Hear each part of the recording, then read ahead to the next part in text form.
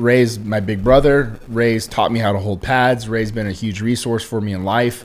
But if there's something that like we need to work on, or like even developing his kicks, hey, you're gonna go with Ray, because if there's anybody in the gym that's gonna teach you how to kick better, it's gonna be Ray Sefo. Not only kick better, but set it up correctly and do all the right things. I don't have that. I can coach it, but Ray's gonna show it.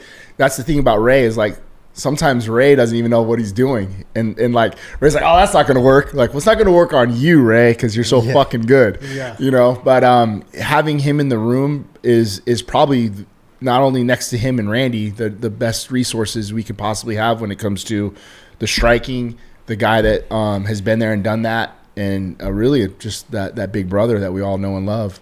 How active is Randy Couture in training in the gym and the fighters? Not at all. I mean, Randy's in and out, but like Randy's more of my like mental muse. Like I'll call Randy if I need something. I'll game plan with Randy quite a bit, and as a resource. And he's been a guy that, like, you know, his that's what I think made him so good, was he was cutting edge on breaking guys down at a time when it wasn't. You know, guys weren't watching tape. Yeah. Guys weren't doing that stuff. And I think that's what made Randy so good in his era, was he was doing things cutting edge that other people weren't. He wasn't supposed to be, you know, fucking Gonzaga. You know, like there's guys that he was beating that he wasn't supposed to beat. If you saw Randy skill for skill, you'd be like, this guy's beating Gabe Gonzaga. If you went with Gabe Gonzaga, you're like, holy shit, dude. Randy beat this fucking guy? Like, Gabe was just killing us.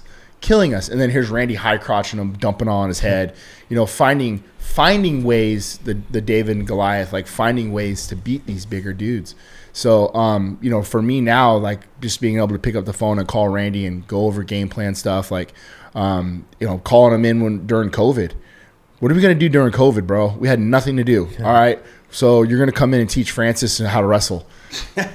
So we you know, crazy. So we just think about Randy Couture and Francis Ngannou wrestling's got to be the craziest thing, and I've seen the footage. You showed it to me. Yeah, no. So I mean that was a reason why we were able to be successful against Stipe. Is, you know, we formulated an idea of, you know, Francis didn't like wrestling, right? He's like, who likes wrestling? Like nobody, right?